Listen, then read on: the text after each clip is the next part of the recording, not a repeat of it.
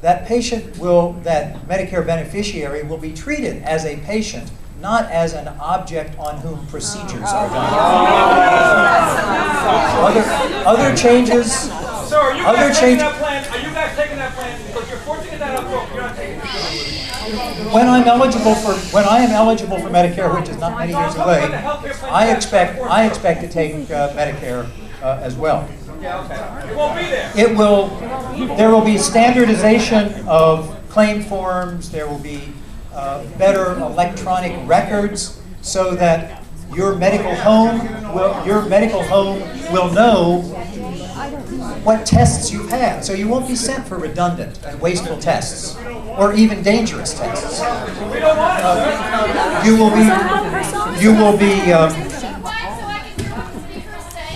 get more primary care, and therefore less wasteful tests.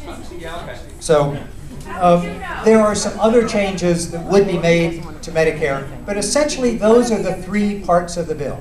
Standards for those companies that provide insurance to most Americans. An opportunity for people who are not now served by the system to get group rates, and some improvements in the way Medicare delivers health care and pays doctors. For example, one of the improvements is that there will be greatly increased payments for primary care physicians. One of the first things this legislation does is stop a scheduled 20% cut to doctors' fees, so that the doctors don't drop out. So there are some other things in the bill. For example, there's tuition aid for nurses. There's more opportunities for nursing faculty, because there's a shortage of nursing faculty. And there are tuition assistance for doctors who want to go into primary care, and some other things like that. But principally, the bill has those three parts. It does not have a death panel. It does not have a government takeover. It does not have any assistance for health care for illegals.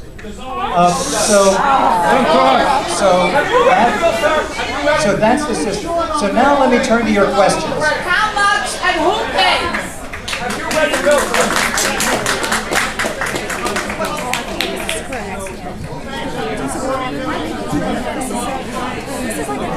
So here are some randomly chosen.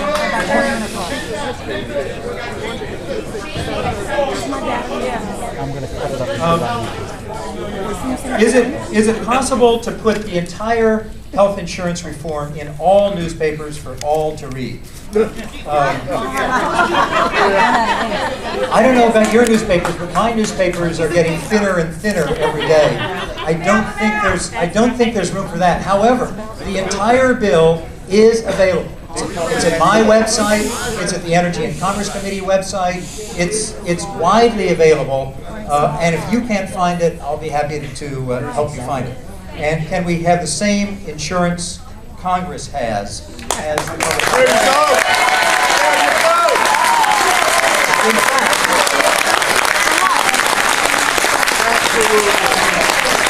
In fact, that's what the health insurance store would be.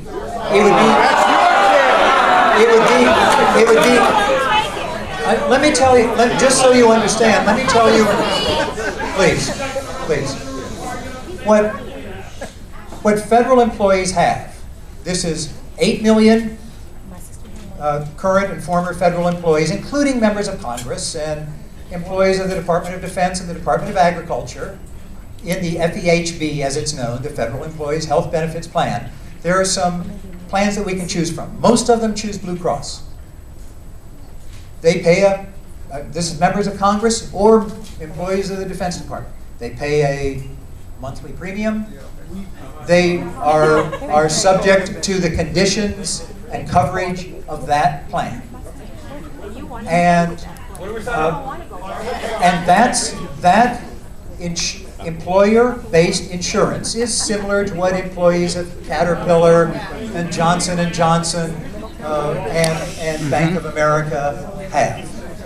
That's what federal employees have, including members of Congress. Now, if if there's a change of employment, somebody leaves the Department of Defense, they would be eligible to go to the insurance store just like anybody else who is not covered. So it really is very much what this insurance store is an array of plans that you can choose from that are much like the FEHB that all federal employees have.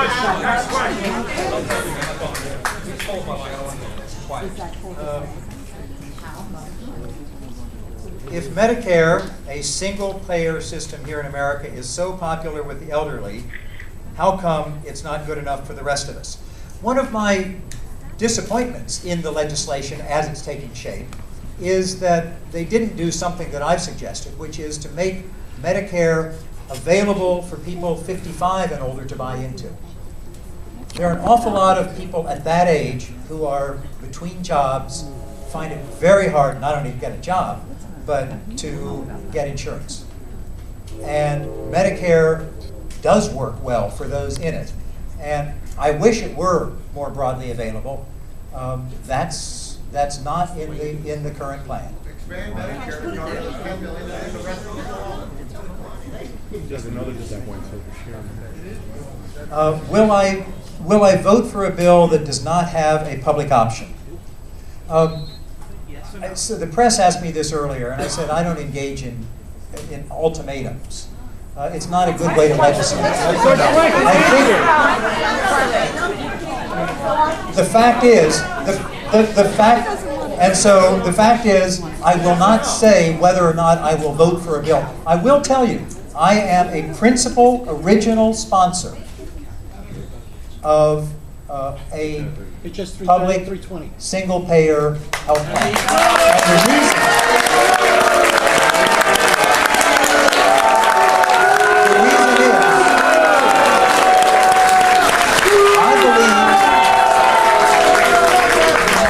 I believe that would be a more efficient, more equitable way of providing health care for Americans. But that's not what we're talking about today. It's not there.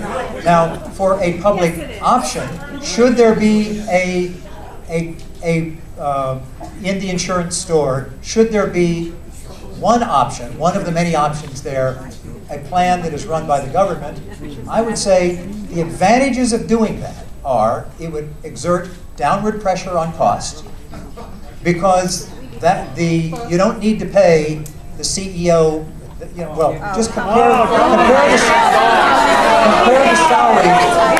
the salary of the head of Aetna to the salary of the Secretary of Health and Human Services. You're going to be looking for a job soon. Secondly, it will exert downward pressure by having a large pool of people in the insurance pool. And as I mentioned earlier, I think if this were available in the companies in the insurance store, that it would provide a way to inject into the healthcare system more quickly best practice, the highest standard of healthcare. Yeah, you're